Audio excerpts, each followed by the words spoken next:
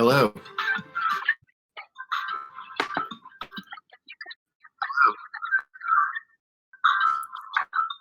Let me figure out how to do that.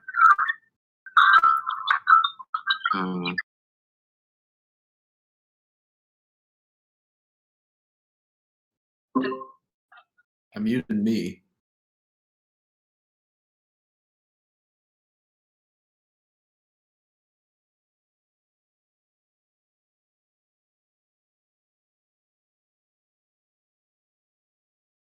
This is the second I was muted for them. Now they can hear me. Guys, if he's in Florida, should I put it on East, US East, on Discord?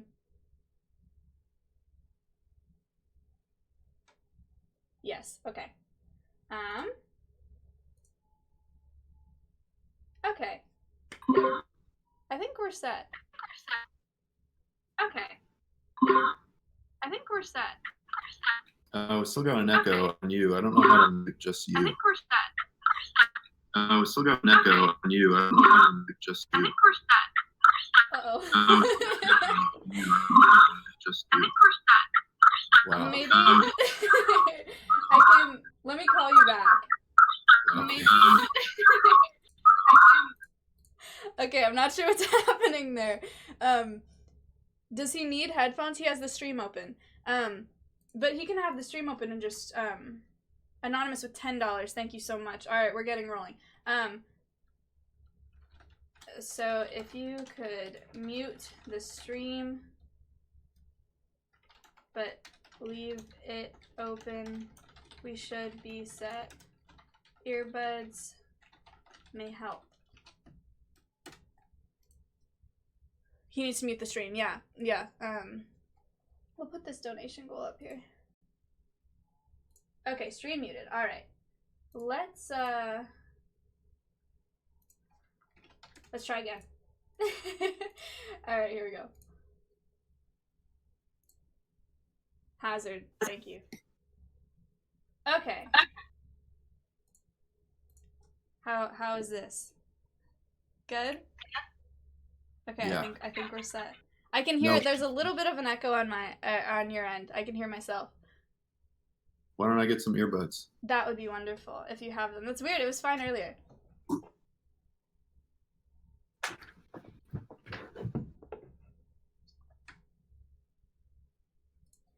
Guys, so far so good. Welcome to the Scuff Podcast. It's Thursday at 1 o'clock in the morning. I watched the Scuff Podcast last night. Fishies, yes. By the way,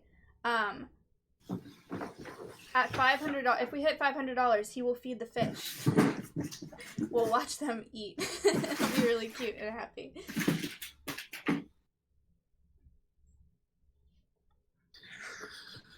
Okay. So I just moved and everything is all packed up. Oh, I know how that goes. Moving's the worst. Thank you to your audience for being patient. No, we're fine. They're fine. I mentioned the Twitter comments earlier. I just looked at them because you mentioned that on our call. It's really funny. they sound like they're 5. They're not, I promise. No, it's fun. Some kind of ghost tip $10. Thank you so much. And anonymous with $10, anonymous with $3. Thank you guys so much. That's awesome. We didn't even tell them about it yet. I know, they're so ready. I mentioned your book, and I briefly mentioned what Alongside Wildlife does, but we'll talk about it more. Okay, we're almost there. It's literally fine as it is. Yeah. It's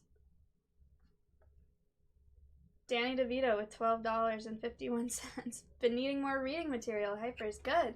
Thank goodness, you're in the right place. Can you hear me? Yeah. Okay, I think we should be good to go.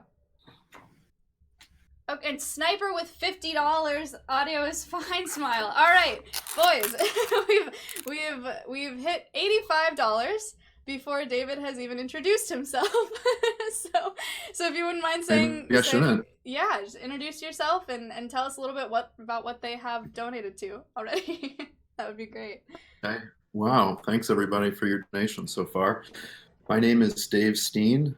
I'm a herpetologist. I study amphibians and reptiles. I've been doing this for about 20, 25 years or so, lots of experience with snakes. What I'm really interested in are the threats that they face, because these are animals that are declining, they're of conservation concern, and I want to figure out how to conserve them. Okay. Very cool. And then, so alongside Wildlife Foundation, you founded and you're the executive director, correct? Yes, the Okay. Alongside Wildlife Foundation is a nonprofit charity. So all donations are tax deductible. That gets people excited. But basically, over my career, I realized that a lot of things that people think are important aren't being funded by the major agencies. It's just not something they're interested in. hmm So that's one thing that we try to fill that gap. Um, People ask me all the time, what does this animal eat? How is population doing? Nobody's studying that stuff. So we try to fund those studies through our grants program. Okay. And when did you start Alongside Wildlife? It was the end of 2017, and we really started getting rolling in 2018. Cool. So pretty recent.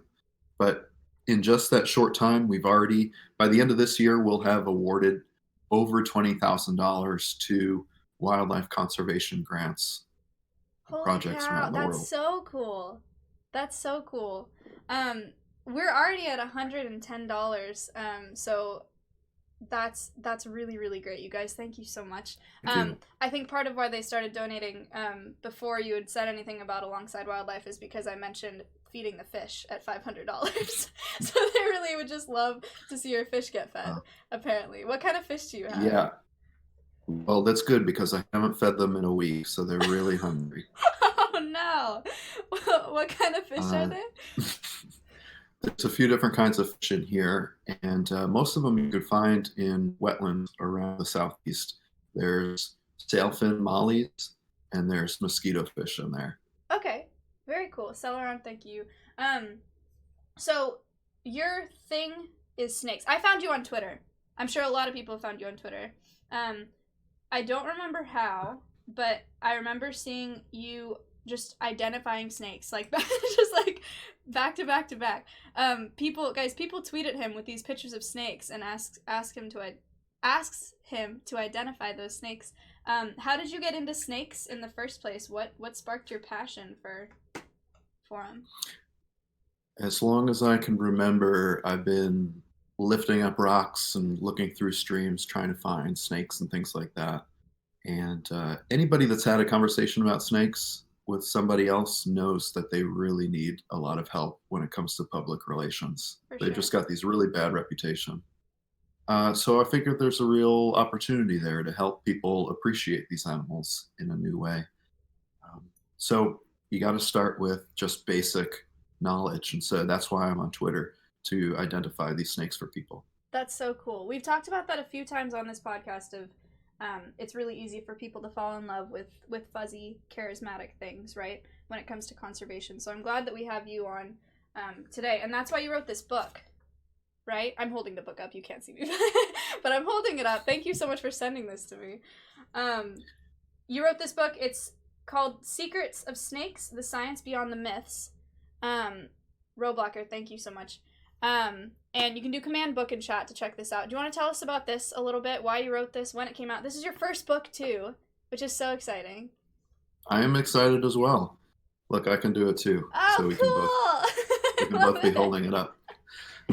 Yeah, this is my first book, and each chapter represents a question or a myth that I learned is important from my audience. So I've been doing this for about 10, 12 years, answering people's questions, and I have a really good understanding about the things that they're confused about or worried about. And those are the things that I put into this book.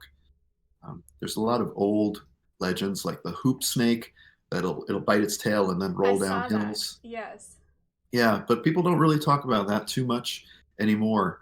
They talk about whether baby snakes are more dangerous or whether rattlesnakes are rattling less. And so those are the myths that I put in this book. You guys, you put some I'm sure you guys have heard some myths about snakes. If you guys want to put some of those in chat, maybe he'll get to address some of those. Poe, thank you for $20. Appreciate that. Yeah, one of the things that I didn't get to read this whole thing, but I did read a couple of the sections. One of them that was interesting to me. The whole thing is very humbling because I know very little about reptiles, but the thing about rattlesnakes, or there are lots of snakes that rattle, that are not rattlesnakes. I didn't know that at all. I feel like I've seen snakes in the wild that I've assumed are rattlesnakes, and now I want to go back. I wish I had taken pictures of them or something. Yeah, me too. Yeah, I'm sure you could tell me what they were. Someone asked, have you ever been bitten by a snake? Yes, I have. I'm sure you have. I've probably been bitten hundreds of times. And actually, the book opens with an anecdote about me being bitten by a water snake. And in their saliva, they have an anticoagulant, so your blood doesn't clot, and so you bleed a lot. But they're not Right. venomous. I've never been bitten by a venomous snake because I'm a lot more careful than the people you might see on TV, because I really do not want to get bitten by a venomous snake. Right. As I would imagine. Another thing that I read in your book was about, yeah, you mentioned it earlier, but younger snakes being more dangerous than older snakes. I've definitely heard that myth. My mom told me that. She still would if I asked her today. That younger rattlesnakes have a harder time controlling their venom, and so they inject more than adult snakes. And in your book, you said that wasn't necessarily true, or we don't know, right? Yeah, it's a lot of these myths. We can't say that they're definitely false, but we can say, well, there's really no evidence for it. And so that falls into that category, because how are we going to figure out what a baby snake is thinking and whether it's trying to control its venom? That's something we just don't know. So this is kind of a myth. The main lesson is don't get bitten by a snake, regardless of how old it is. Okay. Sorry, I'm trying to copy and paste some of these questions in chat. I actually got a few. Do you mind just addressing these myths that they're putting in chat, asking? It's kind of your thing, I'd right? love to. I'd love to. Okay. So one that came up was, a snake can hypnotize or charm its prey so that the animal is unable to escape. Have you heard that one? I've heard it, but I don't know of any evidence for it. Okay. When a snake is within close distance to its prey, it's going to try and eat it. Right. It's not going to try and trick it or hypnotize it. It's going to try and use its mouth to swallow it. Right. Okay. Another one, something about red, yellow, orange, orange, yellow, red. I don't know. I think they're talking about the coral snake thing, or am I mistaken? Okay. This is a chapter in the book, so I hope if they're interested in it, they'll check it out. The rhyme goes, red on yellow, kill a fellow, red on black, friend of Jack. And that's to help people recognize coral snakes, because they have bands that are different colors, yellow, red, and black. And basically, let's see if I can remember. If it's red band touching a yellow band, then it's probably a coral snake and it's venomous. Mm-hmm. The tricky part is that this is only for the coral snake in the United States. There's coral snakes throughout Central and South America, and that rhyme doesn't work for them. Oh. So you can find these pictures of tourists picking up these deadly coral snakes in South America. They say, "Don't worry, I did the rhyme. It's oh fake." My gosh, but that's crazy. Really careful. So I think what happened is this is a rhyme that originated in the southeastern United States, and for a long time it really helped people distinguish the coral snake from a couple specific species that look like it. But now we have the internet, we got phones, we got people traveling all over the place, and they've taken that rhyme that works in the southeast and they try to apply it everywhere, and hopefully it doesn't get anyone killed. Right. And then on the other side too, like you said, people are holding them thinking that they're not venomous. I've definitely known a lot of people to kill snakes thinking they're venomous and they're not. Is that a big problem that you've seen? It's definitely a big problem for those non-venomous snakes, for sure. Tons are getting killed. A lot of people aren't very good at identifying snakes. A lot of people don't really care, and they just figure better safe than sorry. Right. And and they try to kill them. But what I try to communicate to people is most bites happen when you're messing with the snake or trying to kill it. Hmm. And just by agreeing not to do that, you're really reducing your chance of getting bitten by a snake. Yeah. My sister, this past year, she spent a year in Ghana. And she mentioned it's just super common practice. Any snake. I mean, they don't even try to identify it, right? It's any snake Yeah. they see. Just better safe than sorry is their way to do it. Which It's is true. And yeah, it's super sad. I think things can be a lot more dangerous in the Australian continent Hmm. and the African continent.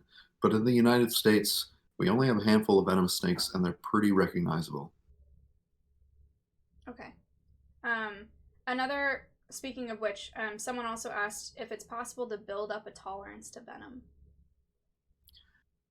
I have heard that it is possible. It's not something I would recommend anyone try to do. Sure. Uh, so I'm not sure, but I have heard some people that they inject themselves with venom. That's how some of the vaccines are made for dogs, is by injecting horses with it. But this is not really this is not anything that's been approved by the FDA. So Okay. don't try it. Yeah. Okay, good to know. And then kind of going off of that, someone asked about the classic, "Oh no, a snake bit me, suck the venom out." Is that a thing? Or is that not a good idea? It's not a good idea. Let me Okay. tell you that. I don't usually offer medical advice because I'm not that kind of doctor. Right. Uh, but sucking out the venom, cutting it, all of those things, electrocuting it is another thing I've heard. Really? These are, yeah, I don't think a medical doctor is going to recommend those things anymore. Right. And what I tell people is just get to the hospital. Right. Yeah. Okay. And then there is a section in your book about this, but someone asked, is it true that round eyes mean not venomous and slit eyes mean venomous? The short answer is no, it does not. Okay. Pit vipers, which are the cottonmouths, the rattlesnakes, the copperheads, those are all pit vipers, and they do have the vertical pupil like a cat does. Mm-hmm. However, there's lots of other kinds of venomous snakes, like coral snakes and cobras and sea snakes. Right. They have round pupils. So, and there's also a couple non-venomous snakes that are active at dawn and dusk. Yeah, it's a great picture right there. There are a lot of snakes that are active at dawn and dusk, and they also have the vertical pupils like a cat, even though they're not venomous. So Okay. it's kind of a general pattern, but it's not a rule. Okay. Very cool. And then someone also Another just said, chapter. yeah, and then another section, speaking of which, triangular headed snakes means they're venomous. So it's kind of a similar answer, isn't it? I feel like people are really going to love this book, Yeah, considering it sounds like it. we're just going through all chapters here. A triangular shaped head is another thing where you can kind of make a general pattern, but it's not a rule. I can look at a snake and I can see that it's a relatively triangle shaped head, Mm-hmm. but I look at snakes all day, Right. and other people don't. And so you can see any snake, and any snake head looks vaguely triangular. Mm-hmm. But here's the tricky part: is a lot of harmless snakes will actually hunch up, their body and basically make themselves look triangular. And there's a couple pictures in the book where there's these harmless snakes, and they're all defensive, and it's like a perfect triangle. Right. So if you're just relying on that trick, you may see a scared snake and think it has a triangular head and think it's venomous, but it's not. Okay. Great. Guys, that was a lot of good questions. Well done. Proud of you guys. So that is a really good taste of what's in this book. In addition to a lot of really, really beautiful pictures. Did you just get, is that from a variety of photographers, or did you have a couple, or how did you collect all these? They're beautiful. Thank you. Yeah, I wish I could photograph as well as these people did. Yeah, no There's kidding. there's a handful of my pictures in there. Oh, cool. Yeah, but what I really wanted to do is show snakes as they really are. So many people will photograph snakes and you'll see them. They're already been scared. They're hauled out onto a pavement or the road, the grass, and Mhm. they've been photographed for 10 minutes. They're scared. Right. Um, what I really wanted to do in this book is show snakes as they truly are, just kind of hiding, doing their thing, eating, basking, and really trying to communicate that these animals have their own lives going on, and it's not just these little brief blips in time where they're really scared and we're taking pictures of them. Yeah. Lots of So candid shots. yeah, that's great. No, they're really really beautiful. What does your day-to-day life look like? Do you do a lot of field work, and what do you do with alongside wildlife? And Sure. Kind of as my career has progressed, I spend less and less time outside doing the field work myself. hmm But when I was in graduate school and when I was researching, when I was having technician jobs, then I'd be out there, I'd be trapping turtles, looking for snakes, taking a net into ponds and looking for salamanders and newts and things like that. hmm At this part of my career, during my day job, it's mostly inside. I'm kind of organizing studies, developing them, looking for grant funding, and there's a lot of administrative work associated with supervising people as well. right. So that's my day job, and then for the foundation, it's oops, lost a headphone.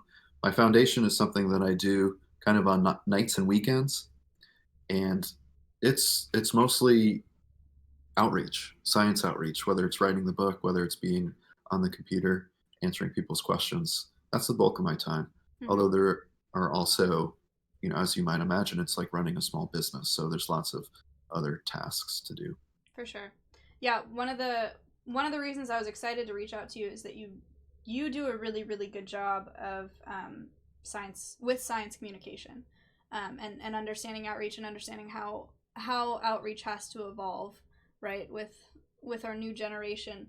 I've been on Twitch. How long has it been, guys? Like 8, 9 months or so. So not super long. But this is the 10th podcast, which is exciting. So it's a Congratulations. relatively new podcast also. But it's been a really really interesting experience, doing it this way, right? Super super different. I think we're sitting at about 1,500 viewers right now. So it's a really cool way to teach people, and for the most part younger people. But you definitely get that through Twitter and through your blog. How'd you find out that that was important? Like when did you start kind of going that route of using social media to teach people? Well, a lot of people want to do science communication and they want to do outreach, but they're just kind of sitting back and waiting for people to come to them. hmm And you're going to be sitting there waiting forever. And the people that find you, they're already kind of interested in you and the stuff that you want to talk about. So if you actually want to do outreach, where if you break down reaching out, get new audiences, talking to people that may not even like snakes, who never look for you in the first place, then you have to go where the people are, and that's hmm social media. Right, right. So can you tell us about your blog a little bit? You guys can do command blog in chat if you'd like to see it. When did you start that, and what's that about? The blog started as a newspaper column, and that was a few years ago now. And I would just send these newspaper columns out, and then I would never get any feedback. I never knew if anybody was reading them. So I said, well, let's just skip the newspaper and I'll create a blog and post all these things there. hmm And so I blog about natural history, which is basically what do animals do? What do they eat? Where do they live? And I blog about science, and I critique the media sometimes when I think that they're not doing a good job uh, portraying hmm wildlife and wildlife issues. Yeah. That's been great. It really took off, I think, when I started taking on these hoaxes, and many of you have probably seen some of these by email. Like, hey, there's a giant rattlesnake. It's from this town. Uh huh. It was just killed. Those are usually hoaxes. Right. And so Right. when I wrote a post on that, that's when things kind of took off. Okay. Yeah, I remember seeing that in either in your book or on your website. I don't remember which one. That addressing the way that media portrays animals is super important. I saw my Twitter feed kind of blow up when The Lion King came out, because I have some friends studying carnivores, and they're very upset about how the hyenas were portrayed. So snakes has the exact same right? Huge problem in the way that they're portrayed. I mean, how many of you guys are scared of snakes? Scared of hyenas? Me, smile. Me. Yeah, so a lot of people are scared of snakes here. Why do you think that is, and what do you think we can do to change that perception? I love snakes. I always have. I just don't know all that much about them. Yeah, you're right. They have a bad reputation, and part of it is, like you said, similar to the hyena issue. So that's the Lion King. But if you look at the Jungle Book, who's the villain? It's a snake. A huge snake. Yeah, that's right. A huge, I forgot about huge, scary snake. And that goes all the way back to the Bible with Adam and Eve, and the snake is the bad dude, right? Yeah. So snakes are the villains. Harry Potter as well. The evil house is Slytherin, right? Right. Big yeah. It's snake. All over. So it is all over. And I think that, some people will say that we're evolutionarily keyed into automatically hate snakes and fear them. And I'm not sure I buy that. I think a combination of things. I think that we're keyed into be fascinated with snakes and to recognize them, and then kind of society and pop culture make us scared. Okay. That's my theory. And what's your approach to combat that? Well, there's no combination of words that you could just say to somebody like a spell. And people ask me this all the time. Oh, my neighbor is about to kill a snake. What should I say to him? And it's like, I don't know. But what I can do is present a different point of view and do it over the long term. And I talk about why I value snakes and why I appreciate them. And I hope that some of that is communicated to the people that I talk to. Okay. Very cool. Another myth that somebody, or not necessarily myth, a question that somebody put in chat is it true some snakes can go 2 years without food? That's a long time. That would be a really long time. Yeah. That's almost as long as these fish have gone without food. 2 years. Guys. 2 years. Donate or they're going to die. 2 years would be a really long time. 2 months is probably more realistic. Sure. But they can go longer than that, especially in some of these colder climates where their metabolism isn't going as fast. Okay. Someone in chat has also asked a few times if you own snakes yourself. I do not. I'm interested in snakes in the wild, their wild populations, their conservation. And I'm not as much of a pet owner myself, but I have had snakes and turtles in the past. Okay. Tell us about if you don't mind, could you tell us a little bit about your work with turtles? Sea turtles primarily, right? Sea turtles recently, but most of my career has been freshwater turtles. Okay. These are the snapping turtles, painted turtles, things like that you'll see. My master's degree was on how do roads affect these turtle populations. And they're a problem. Yeah, they're a big problem because the females do something that the males don't. They leave the water to go lay eggs. And it's on those migrations that they get hit by cars. And that's sad, right? We know that's sad. But because of turtle strategies in their life history, it can actually cause the population to crash. Right. They have a lot of babies, and a lot of the babies are eaten by raccoons, things like that. That's okay, because the adults live for 50, 60, 70 years, and they can lay more eggs every year. The problem is that when those females are killed before they've had those many years of reproduction, and that's what's happening with the roads. So that was a big problem. Okay, someone in chat asked about these animal highways that people are building. I saw a really, really bizarre one on Twitter. It was like a salmon chute, like tube. Do you know what I'm talking about? The salmon cannon. I think I retweeted it, you guys, if you saw that. Yeah, it's a literal cannon. What do you think about that kind of strategy, or animal highways in general? I think that they're needed. Okay. However, I would like us to focus, let's not put that dam in the first place. Let's not construct that road in the first place. That way we don't have to go backwards and come up with these things like turtle cannons or whatever, Right. you know, and just think about how animals use the landscape before we start constructing it. Just out of curiosity, what was your reaction to the salmon cannon? I wanted to give it a shot, obviously. Okay. It did I look think like fun. it did look like fun. I think it's really cool. I think it's innovative. But Uh-huh. again, I wish that we wouldn't have to get so creative just so that animals can use the landscape like they have for millions of years. Right. Okay. So Not your to be a work downer. No, that's fine. Your work recently was with sea turtles, and now it's with just like a wider range of amphibians, snakes in particular, or Yes. okay.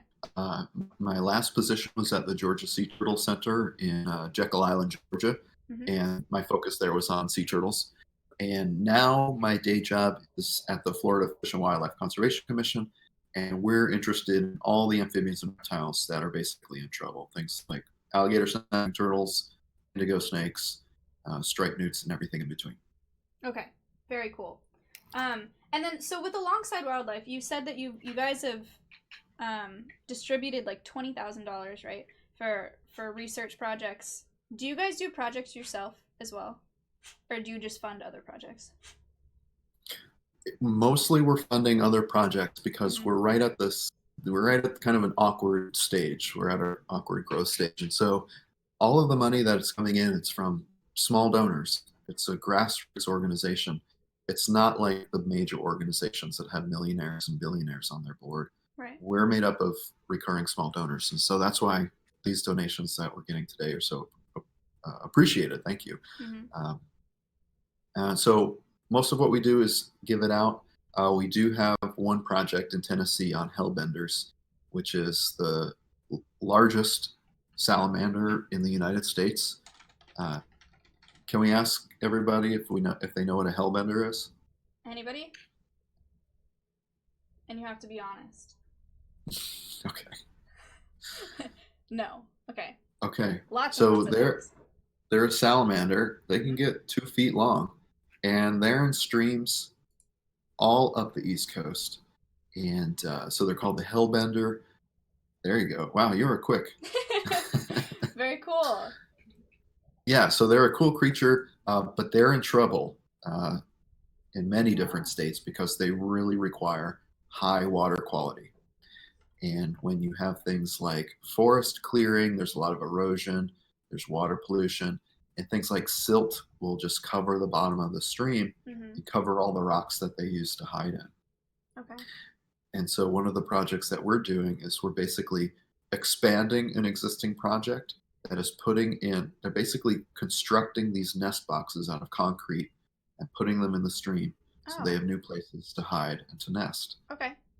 Yeah, pretty cool. That's really neat. And through funds that came through the foundation, we were able to expand that project to an entirely new stream and hopefully let these giant salamanders hang on there as well. That's cool. So how do you guys pick the projects that you fund?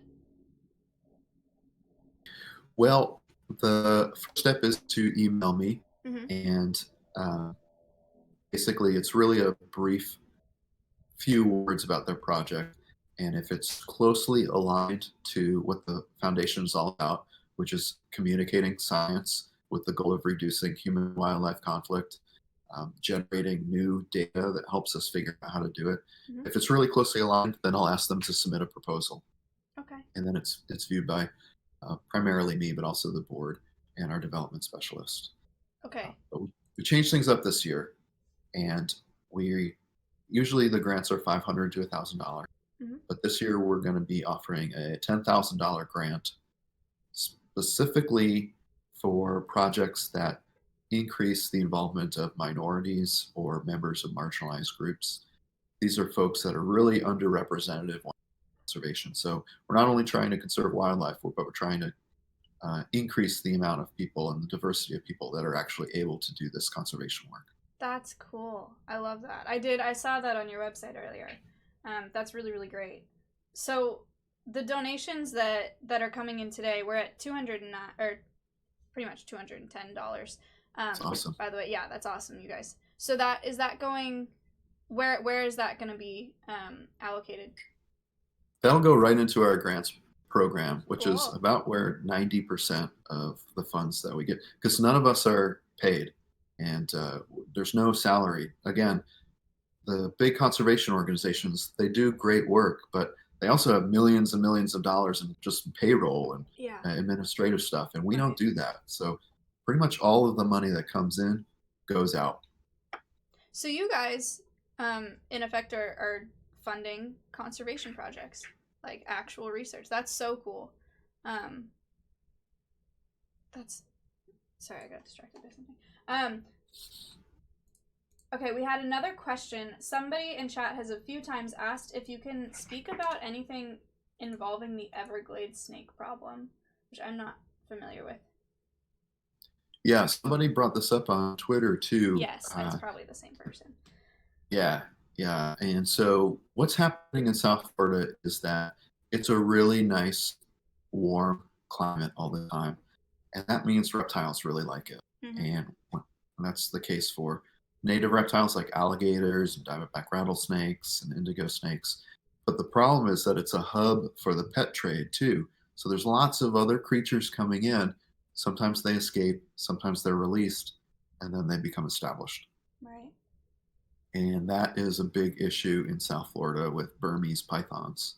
Yeah. There's probably thousands of them down there. And people just release them because of their size, or? It's hard to say. It could be that they escaped. It could be that they were released. Mm-hmm. There are a lot of great pet owners that could do a great job taking care of these big snakes, but not everybody can do it. And some escape or are released. And what's happened now is it's not just the released animals. They're out there breeding and reproducing and having babies. And so there's thousands and thousands of pythons down there.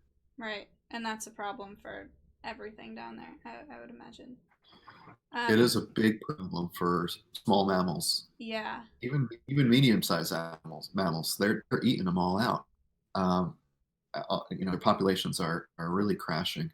But what's interesting is that it might actually help turtles, because the pythons are eating the raccoons and the fox and things like that. Those are animals that eat turtle eggs. Oh. So there's those predators around. So we're not just having these immediate effects, but now there's kind of a cascade of effects, and it's a pretty big mess. So Jeff in chat asked, is there still a bounty for killing the pythons? Is that it's a little bit more complicated than that, but you can apply to be an official python hunter. That's a paid position. Yeah. And they also have roundups. They've had a couple roundups where people go down in teams and try and catch pythons, and there's prizes for biggest and most, things like that. Wow. That's interesting. I didn't know about that. Yeah, I did a couple of years ago with a few friends, and we did catch a 10-foot python. Wow. That's crazy. Yeah. You're a python hunter also. I've been called worse. Oh. You're the only guest so far that I've had to write a note card for an introduction, because you've done so many cool things. I didn't want to leave things out when I was writing them. And I probably did. Oh, maybe not. Amassing 7 million views on your blog. Did that started with that rattlesnake post that you were talking about? Yeah, that was a huge one, because people get this email about this rattlesnake, and it says it's in their town or the next town over, so they'll Google it, and then they'll come to my blog. But I think another source is just that herpetologists and biologists, they get this email over and over and over again. Is this true? And now, instead of talking about why it's fake, why rattlesnakes don't get that big, they can just provide a link to the page. Okay, cool. shoot, there was another question in chat, and I already forgot what it was. Somebody asked if snakes secrete any type of oil like humans do. Not that I'm aware of, but they do have a number of self-defense mechanisms, and you kind of have to hand it to these snakes. If you had no arms and no legs, how long would you last in the forest? Probably not Fair that point. long, right? Right. Yeah, so they get really creative. And one of the ways that they can defend themselves is they can't use their arms to fight back, but they will also kind of excrete feces and everything else that's in their cloaca, which is their one opening. So it can be really smelly and disgusting. I wouldn't describe it as oil, but it certainly is something. You don't want it on you. Okay. And chat, I just realized what that question was, by the way. Well done. Do you have a favorite snake? Every time I ask someone about this, or ask one of the people on the podcast, they're like, I can't pick a favorite. I love them. Do you have like a family of snakes that you like, or do you have a favorite? I can pick a favorite. Oh, what is it? Yes, for the first time on this podcast, I can pick a favorite. This is huge. I really have to give credit to the Eastern Diamondback snake. They are just these beasts. They can get 7-8 pounds, Wow. 6 feet long. Really cool creatures. They just exude respect and poise and dignity. And but unfortunately, they're in trouble. They have a bad reputation. A lot of people are scared of them. A lot of people kill them, and that means their populations are barely hanging on in some areas. But it's a really cool creature. Where do they live? The Eastern Diamondback rattlesnake is in the southeastern United States. Okay. Largely South Carolina, down through Florida, over into Mississippi, and Louisiana a little bit. Okay. But then there's the Western Diamondback, which is a much larger range out west. That's what we have out here, I think. I'm in Central California. Yeah, you might have the Western. It's confusing. There's the Western Diamondback rattlesnake, but then there's also the Western rattlesnake, which is a different species. And it looks like you've got the Western Diamondback up there. Mm-hmm. But then if you do just Western rattlesnake, interesting, you might see something that look familiar to you. That is so cool. Somebody asked if there's. So I'm a falconer. I do. My thing is rehabilitation of birds of prey. Somebody asked if there's anything similar in the herpetology world. If you do rehab of turtles, tortoises, snakes, amphibians, if that's common. Absolutely. Okay. The Georgia Sea Turtle Center, which was my previous day job, it's a turtle hospital. And so stranded sea turtles are brought there. Turtles that are hit by cars are brought there, and they're rehabilitated and eventually released, hopefully. But there are, on a smaller scale, there are wildlife rehab centers that specialize in turtles and snakes. They're animals just like everything else, and they need our help too. That's cool. So, Fun tipped $5 a few minutes ago. Going back to the donations, can you tell us about some of the projects that Alongside Wildlife has funded? Sure. We really want to figure out how to share landscapes with people. We don't want it to be there's cities over here and then there's a pristine wilderness over here. Mm-hmm. If we do that, all our national parks are just going to be these islands in a sea of development. Right. We want to figure out what's going on in between. How can we help people share the landscape with wildlife so it's not us versus them? We're just all there at the same time. So one cool project that we just funded was it's in Argentina, and basically there's these ranchers down there, and their sheep are getting preyed on by puma, cougars, mountain lions, and that's a problem. It's easy for us to say, well, they were there first, and that's true, but this is their livelihood, and I don't want to create a situation. Conservation biologists in general don't want to encourage a situation where it's us versus them. And so what they're doing is trying these innovative techniques like having guard dogs with the sheep and the goats and the llamas, or certain lights that are positioned to scare the mountain lions, and they're trying them all out in an experimental way to see what will reduce predation. Okay. So that's really one of the applied, really on the ground. How is this helping animals?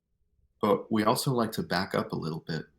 We can't come up with these conservation plans if we don't know basic biology about these animals. So we Mhm. also fund basic studies just where these things live.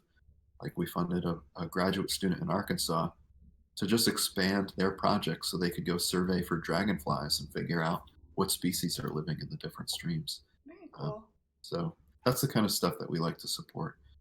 Also, orangutans are kind of in trouble. Their forests are getting smaller and smaller, and they're also increasing large, while experiencing these large fires. And so we sent some money to a team of people that are basically they're putting out these fires in these forests that orangutans are using. These are the kinds of stuff that the donations go to. Cool. Sky, thank you for the host. Jeff, thank you for the $5.03. He said the cent amount was bothering him. So we're at $220, which is really cool. So alongside wildlife doesn't. It's not at all narrowed down to herpetology. It's all wildlife. It is all wildlife, and a lot of the proposals that we get are focused on mammals. We also get a lot of proposals from Nepal, and I wouldn't have guessed that. Interesting. But yeah, I guess there's a lot going on in Nepal, and my guess is that there aren't a lot of funding sources that focus on there. So we're happy to fill that gap, try as best as we can. We funded a project to figure out what snow leopards were eating around farms and ranchers to try and figure out whether that's a threat that we need to pay more attention to. We just funded a conservation group to put on an owl festival, and it's Oh, probably not. Yeah, it's pretty neat. It's that's not really. awesome. I don't think a lot of people think about owls when you think about Nepal, but there's a ton Right. of different species there, and they're in bad shape. So it's kind of a community festival. They're going to come in, learn about owls, and learn about how to live alongside them. I love That's that. That's so cool. yeah. Now that you mention it, I actually, in my biology class, I'm also a college student. Um, in my biology class the other day, someone came in, one of those like volunteer tourism type organizations. Um, they're they're sending students to Nepal to do conservation education. So that's interesting. It's interesting that you mentioned that. Anonymous with $4. Thank you so much. Appreciate that. Thank you. Um, Um, I I just want to point out that one of the things that we do is we also rely on monthly recurring donors. And so, if anybody's feeling really passionate about the work that I've been talking about today, I hope they find me on Patreon. It's the Alongside Wildlife Foundation, mhm. and just kind of that recurring donors gives us a lot of stability and gives us confidence and allows us to plan for the future. So, hope you might consider checking us out there too. Yeah, absolutely. Um, yeah, What's I think cool we've. is that, Go ahead. sorry. Yeah, I was just gonna say what's cool is that we're not talking about people giving $100 or 500 or $1,000. Most of the donors are just giving $1 a month. And when you divide it up by hundreds and hundreds of people, together it's this grassroots conservation organization that's really, I like to think, making a difference. Yeah, that's awesome. That's one of the really cool things about Twitch is that when when you have this many viewers and everybody gives a little bit, it turns into a lot. And we've all learned here how important donating to nonprofits is and how much they rely on donations. So I'm glad I Yeah, it found makes a you. difference. Yeah, no, I'm glad. Me too. This is Me working well. too. Thank you. Um, what other questions do I have for you? And King, wow, okay, good timing. King Ani with $100. Wow. Thank you so much. If that's you, by the way, thank you so. I'm gonna DM you. They can write whatever name they want in the donation. So I'm not sure if this is a girl that I know. But if it is, thank you so much. And if it's not, thank you so much. Oh my gosh, it is you. Hello, thank you. Thank you. I'm gonna VIP. I don't know why you're not VIP'd already. Anonymous donated $1.03. Okay. Thank you very much. It adds up. It adds up. And I also, happy to give out stickers. There's Oh, a whole bunch of cool. stickers and things like that. And then, there's koozies that you can put your drinks on, things like that. You What can can you find tell them. us about your logo? I know there was a section about that on your website, but I didn't Yeah, get to the check it out. logo is a black bear. Cool. And I picked a black bear because they're really a species of contrast. As soon as we started modifying the landscape in the 17, 18, early 19th century, the black bears were just wiped out. They were one of these big predators, right? Hmm. And people don't like living around them. But now they're kind of, like I said, a species of contrast because they're really resilient. And so now they're coming back to a lot of these places where we wipe them out. Hmm. And so they're not only a symbol of the negative effects that we can have on the ecosystem, they're also a symbol of hope. And they can show that even the most drastic effects can be undone. And they're kind of emblematic of how we need to get creative to learn to live alongside them. So That's that's why I cool. picked. Yeah. And then it's the Rocky Mountain National Park Uh-huh. in the back. I decided I really wanted to make a go of this foundation while I was on a camping trip there, and so that kind of symbolizes that. Oh, And then this is the Big Dipper, which is also known as Ursa Major, and so it has kind of a connection to the indigenous groups and their relationship to the constellations and bears. And so there's a lot of ground that we cover in this logo. that's awesome. Well, speaking of, where do I go to get the stickers? You can do Command org, and I think on their How to Help tab, via their website. Is that correct, or is there a different way? Yeah, that's right. If you go to the how to help tag, it'll link you to Patreon, and I'd be glad to hook you up if you sign up there. Thank you. Very cool. There you go.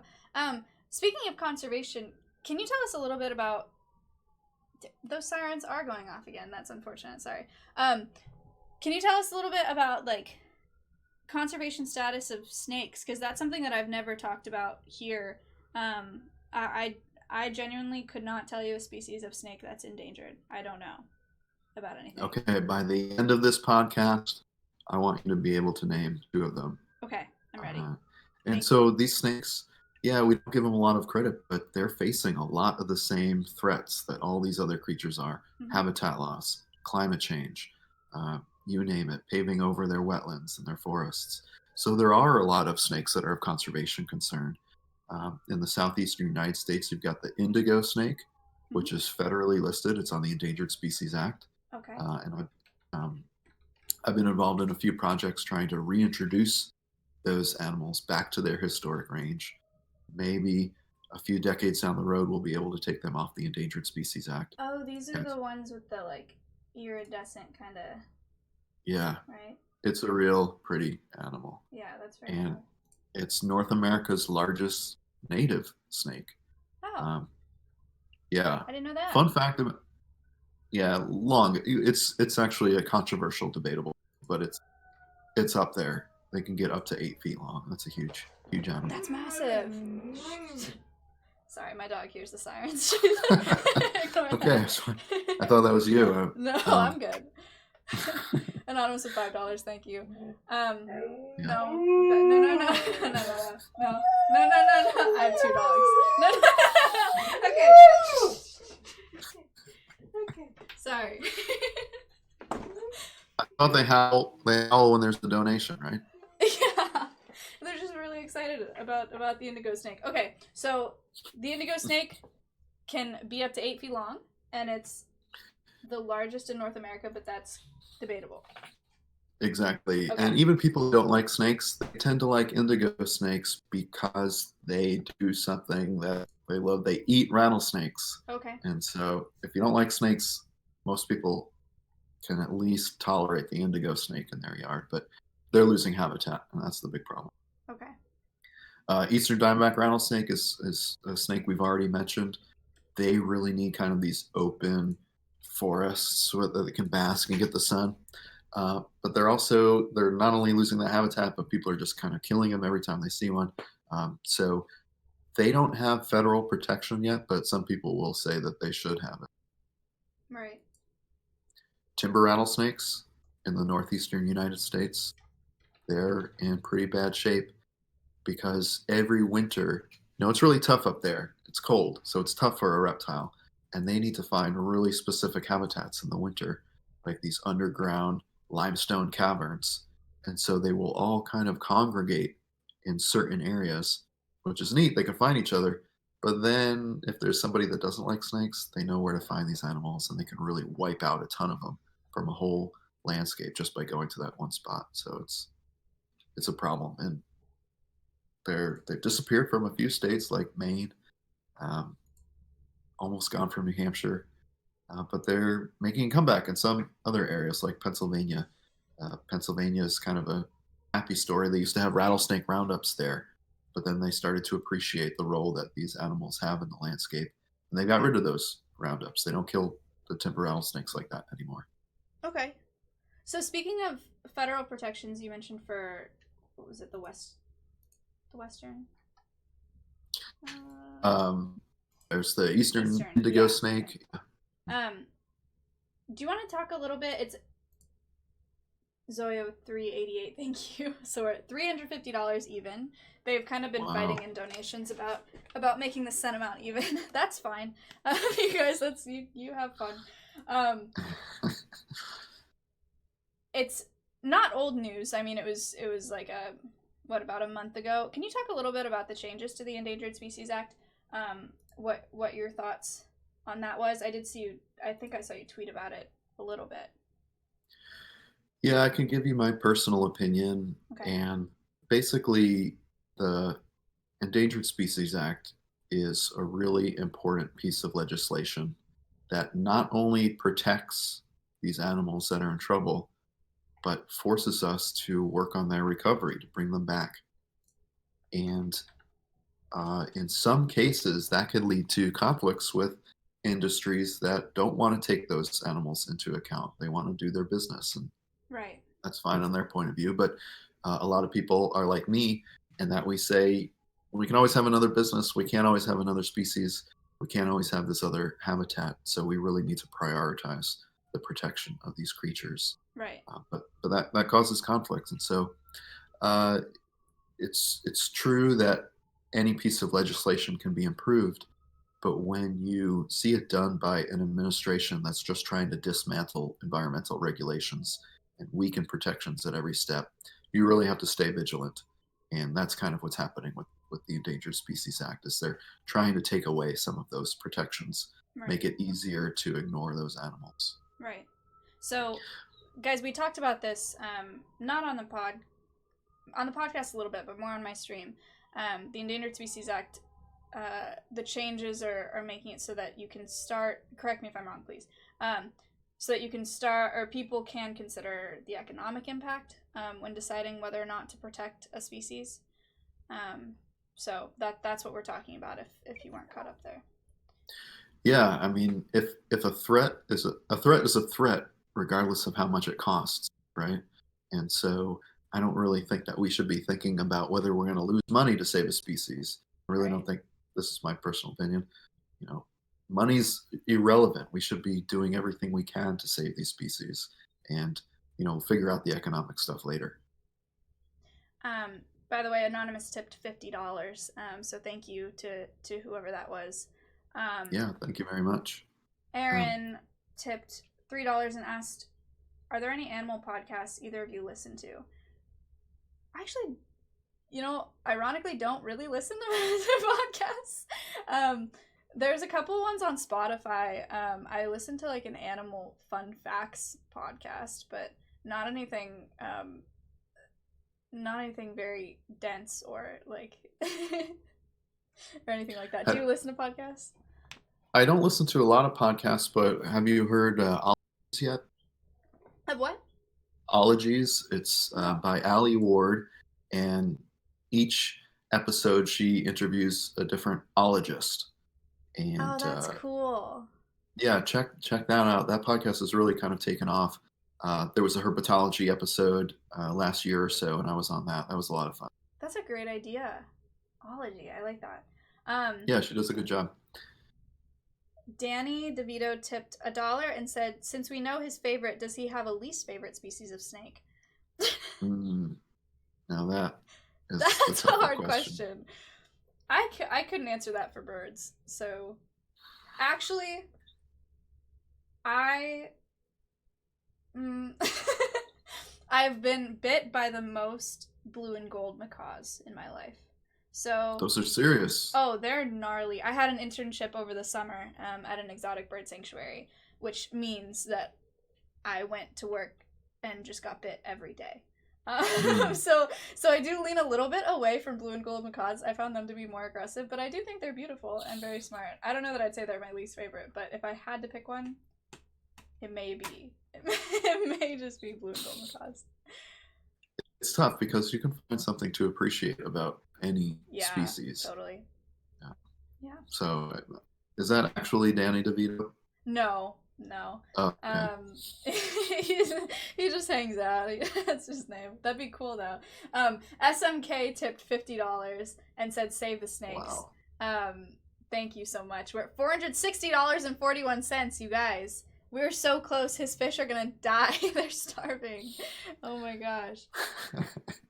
Yeah, they're coming up to the top. They're looking for food. It's really sad. It's really sad. Oh no. You were talking about the Endangered Species Act, and Yeah. another really important piece of legislation is the Migratory Bird Protection Act, and that's probably something that relates to the birds that you're passionate about, and that protects birds. If there's this industrial action that is resulting in birds dying, then they've got to stop. Right. But recently they changed it, and they said, well, as long as you weren't specifically trying to kill birds, it's okay. Okay. And that really just kind of took the teeth out of this legislation. Oof. And it's a problem, yeah, because nobody's going out there specifically to kill Saying birds. I'm Not gonna many build people, this to right? kill birds, right? So, an example, talking like wind energy type stuff like that. Yeah, whether it's wind energy or even just developing a series of wetlands where these animals live. If they were doing it for their business and there's a business reason, then that's okay. Okay. But, Jeez. yeah, so that's a big problem. That is very disheartening. On a more positive note, Rubik donated $39.59, which puts us at $500 even. You know. Okay. Boys, it's time to feed the fish. Should we do a drum roll here? Yes, let's do it. Here we go. Let's see if they're excited here.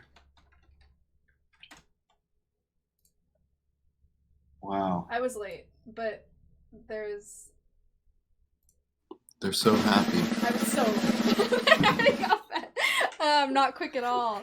They haven't eaten in 2 weeks. The production value of this stream is incredible. I started playing the drum roll after you fed them, but I'm glad that they're fed. Are you guys happy? So cool. Anonymous with $1.03, and the donation message was just cents. So thank you for making it not even. What's with the 3 cents? 3 cents seems to be a popular. It's the first time that this has happened on the podcast, but they're going back and forth with wanting it to be an even, like a clean dollar amount. I understand. And that's then, important. Yeah. So I guess that's what that is. Well, is there something that I'm missing? They're Pepe laughing. A while ago, Dionys, I don't know how to say her name, I'm sorry. But he said, he tipped $3 and said, if you're bit to staying calm, she doesn't know. Okay, there's something that I don't know that they do. That's also something that they love to do here.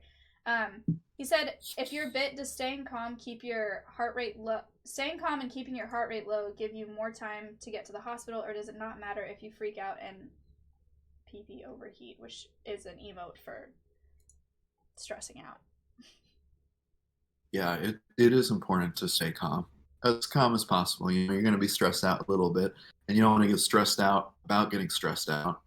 But it is true that when you're anxious and when you're stressed, your heartbeat is going to be beating faster, and that's potentially going to make the venom go, disperse a little bit. So try to stay calm. It's going to be okay. Being killed by a snake is actually pretty rare. It's going to hurt though, but hopefully hopefully you'll just have a good story about it. Right. And you've never been bit by a venomous snake? No, I have not. There's been a few well, I call them close calls because I was actually really close to a venomous snake without knowing it. Oh. But it just never, they're not really that aggressive. They're not trying to get you. And so many times they're undisturbed. They're just going to sit there and hope that you don't see them.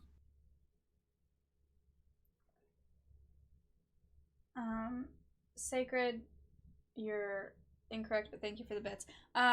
Somebody earlier in chat asked if it's possible for a snake to be poisonous but not venomous. Do you guys know the difference between poisonous and venomous? We've definitely talked about that. Yes, no. Lots of yeses, some no's. Could you tell us the difference between those things for those of you who don't know? Sure. Basically, venom is something that's injected into you, and poison is something that you ingest. So if you eat a toad and get sick, that's because you ingested poison. Right. But if a snake bites you and you get sick, that's venom. Okay. And so we've got an interesting question here. Can a snake be poisonous?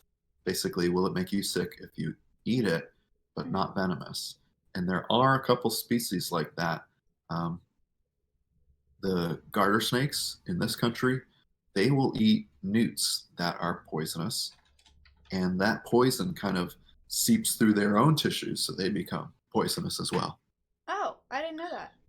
Yeah, and there's also a snake in Asia called the keelback, and they will also eat poisonous creatures, but then they have specific glands on the back of their head that absorb those poisons, and so they become poison themselves.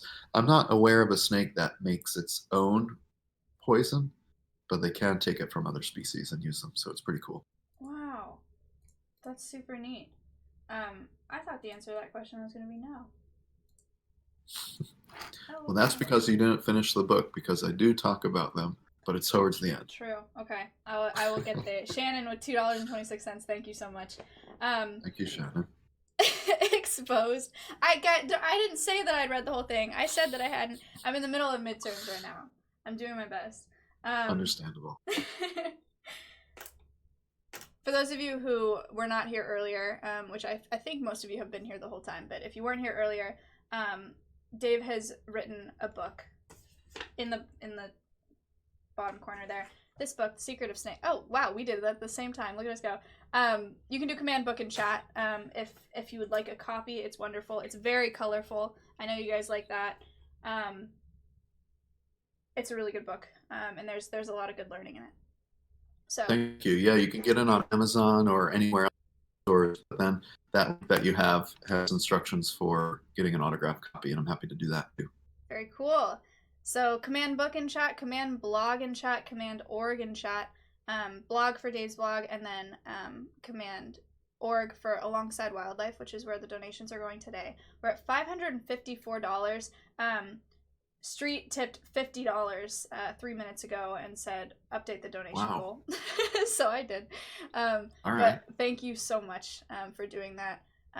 Street and those of you who are donating, if you don't know, the donations are going to Alongside Wildlife, and they go pretty much directly into grants for research projects for people that are trying to make living harmoniously with wildlife more feasible. I don't know if I said that very well. That's basically our motto, yeah. Okay, very cool.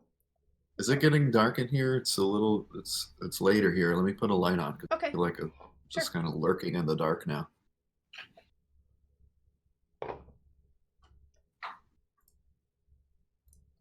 Are we having fun?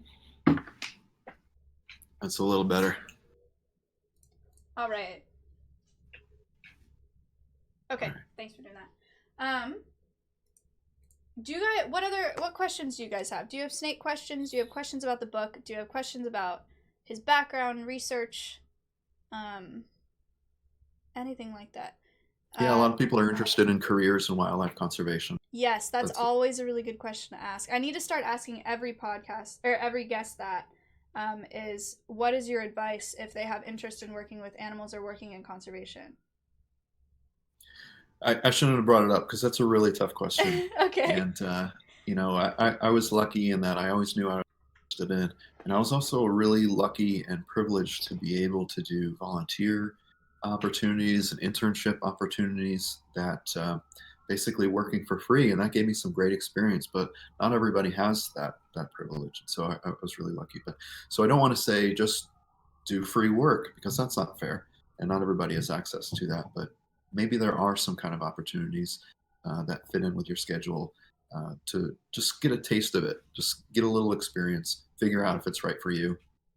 Um, if you want to, most people in our field do go to college, so I would recommend working towards a biology or any college, and just take all the classes that you think are interesting, um, and in the back of your mind, be thinking about graduate school.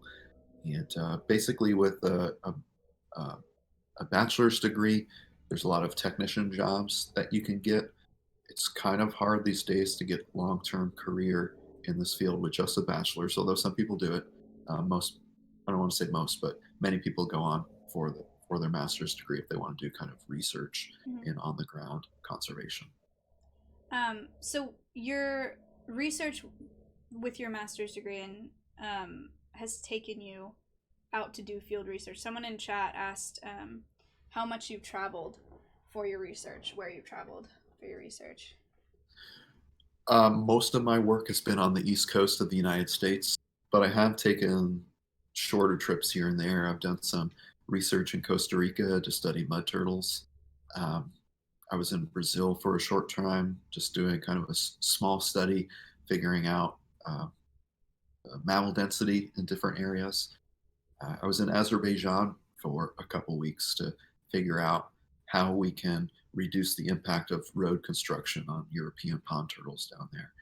Right. So that kind of stuff. Most of my work is on the East Coast, and so the travel would be to a field site or a local lake or a lake river, things like that. Okay. Very cool. Sorry, I'm trying to keep up with some. There were some good questions in here. Um, Someone asked about snake charming, and this is something that I think this person, maybe a couple people, have asked a few times throughout the podcast. Um, Again, something that I know nothing about. Yeah, I think that they may be referring to kind of this scene that you'll see in movies, books, and things like that. It's of a Asian person with kind of a flute, and they're playing the Right. song, and then the cobra come out, and they're swinging back and forth. Right. Um, what's probably happening there is the cobra is following the where the flute is moving around. It's not really Mm-hmm. being hypnotized or in a trance. It's just trying to cue in on that movement. Unfortunately, in some cases, those animals have their mouths sewn shut, and so it's not really that risky for people to be Oh, around them. Yeah, not wow. really not a fun situation. I hadn't heard about that. Um, Another question that came up in the chat was how you feel about the portrayal of snakes in media. We did kind of talk about that earlier, but I think short answer is that it's unfortunate. I think there's a pretty decent sized list of animals that have been portrayed in not the best way in movies. We were talking about the Lion King earlier, and hyenas, and then was it the Jungle Book, and Yeah, snakes. So yeah, and it's in basic, news what you watch on TV and the newspaper as well. It's not just movies. You'll have people running stories about, look at this big snake I killed, and then it's a whole thing, or um, a snake crawled through a forest and was seen, and all of a sudden it's a really dangerous situation. That's how they're trying to sell it. So even just these daily portrayals in the news and the media are biased against snakes. I mean, they're just crawling around doing their own thing. It's not always a life and death situation. right. And then the fake Danny DeVito asked what you got your PhD in, if you haven't already talked about it, or if you missed that. Yeah, we haven't talked about that yet. I got my PhD from Auburn University, War Eagle, in case there's any Auburn fans out there. And my field work took place in the Florida Panhandle. Basically, there's this unique forest type called the longleaf pine forest. And historically, before we came around, lightning would strike somewhere and there would be a small fire every couple of years. And that helped the underbrush stay really limited, and it was a nice open forest. But then we came around and we said fire's bad. And so we stopped managing these areas of forest and they became overgrown with hardwood trees and bushes and shrubs. Mm-hmm. And that is bad news for a lot of the specialist species like gopher tortoises and indigo snakes and red cockaded woodpeckers. So what people are trying to do is how can we restore those forests? Should we go in and should we cut everything down? Should we spray herbicides? Should we just throw fire back on the landscape? And so my PhD was trying to figure out how those different strategies affected the wildlife assemblages. And the good news is that if you restore the habitat, as long as you wait long enough, you keep at it for many years, you can restore those wildlife assemblages, but you do need fire. And so fire is kind of key to that landscape. That's really interesting. I'm glad. Yeah, I'm glad that you asked about that, Danny. Thank you. yeah, it was a good question, particularly because of how often fire and forest fires are in the news over by you in California, Right.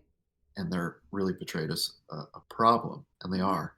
But in some specific habitats, fire is actually necessary, but on a much smaller scale. We're not talking about these big wildfires. We're talking about small fires through the underbrush. Right. Interesting. I never really thought about that. Someone said, does Dave's organization do any type of educational work within the community to promote snake conservation? Yeah, that's kind of how it started. Is my outreach. It wasn't part of any formal position of mine, so I said, well, instead of me just doing this on my free time, um, why don't I just create this organization and do it under that umbrella? So the blog, Twitter, all that stuff is basically stuff that I do on behalf of the foundation. Now, if they're asking if I go out in person and do animal shows, I have done that in the past. It's not a major component of what I do now. There's other people that really do it well and they have fun doing it. I have more fun just being on my computer and answering questions. And so instead of trying to force myself into something I'm not crazy about, Mm-hmm. I just kind of work to my strengths. Right. Okay. We got a couple questions and donations here. Someone said, how do snake eyes not dry up without eyelids? And then also, is the story of Cleopatra using a snake to commit suicide impossible? And if not, what Egyptian snake would do that?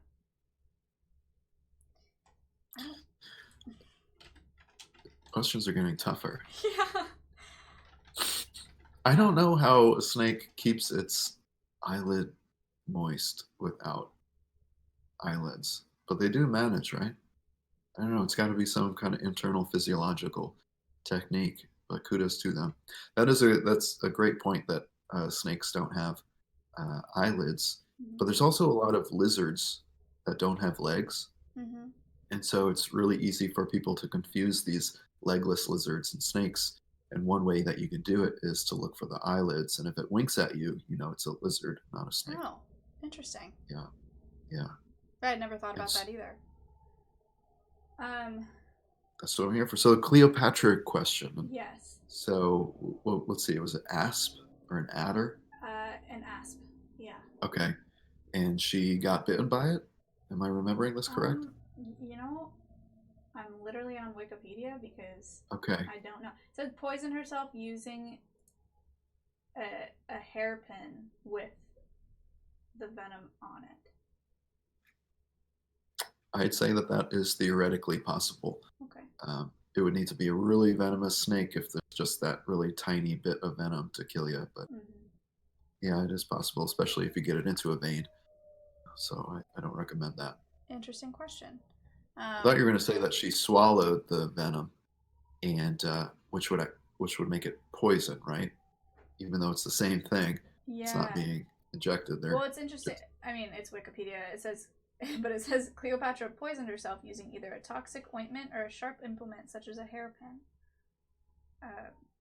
So, yeah, I don't know. I'd say it's possible, but really kind of unlikely because the venom would be sitting on the pin for a long time. It would probably, and it wouldn't be as um, likely to kill somebody.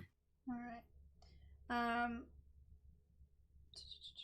We got last donation question here is: are water moccasins as aggressive as they are rumored to be? Some say that they'll actually follow you. I think that's in your book as well. Yeah, I don't know if I would have a book if it wasn't for cotton. There's like Mm, 6 or 7 myths about them in there, and they all relate to this idea that they're really aggressive. They're going to chase you. They're going to fall into your boat. They want to kill you, and that's really kind of overblown. I think in many cases it's just natural snake behavior being misinterpreted by somebody who's really scared, and that's understandable, right? If you have a yeah. snake coming at you, you can panic. But I think if a snake is going from point A to point B and you're in the middle, it's going to look like it's coming right at you. Uh, Also, cottonmouths tend to go to the water when they're scared. And so if you happen to find one in the forest or anywhere other than a wetland and scare it, it's going to head right towards the water, even if you're between it. And so it might look like it's coming right at you, but it's really just trying to escape. Oh, okay. I see. Interesting. Um, guys, maybe we'll do this as the last question. Um, Someone asked if you have an opinion on the gene editing of reptiles being done at the University of Georgia. I'm not familiar with that specific project, I'm not either. but but I can talk in general. You really have to be careful with these things. I think it's so fascinating from a scientific perspective.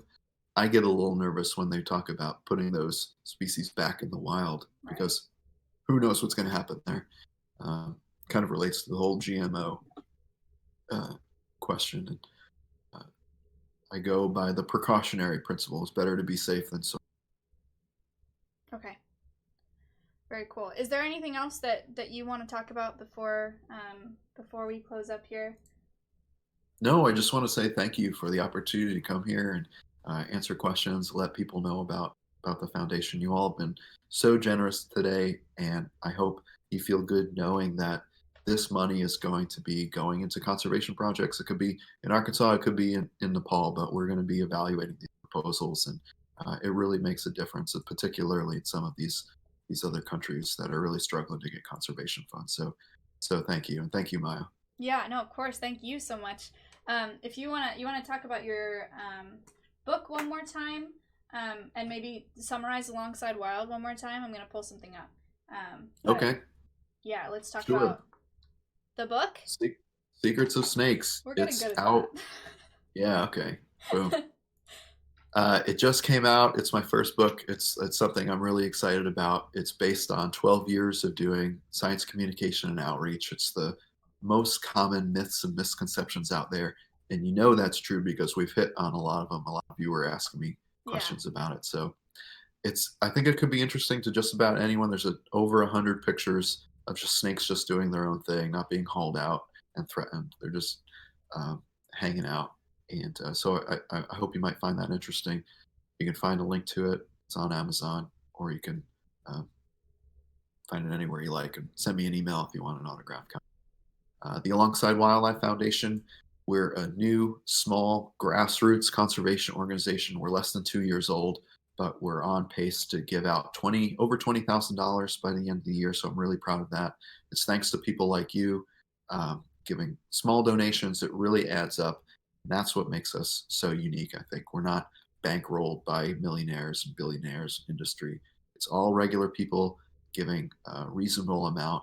I hope you uh, learn some more about the foundation today. I hope you'll find us on Patreon too. Start becoming part of our recurring army of donors.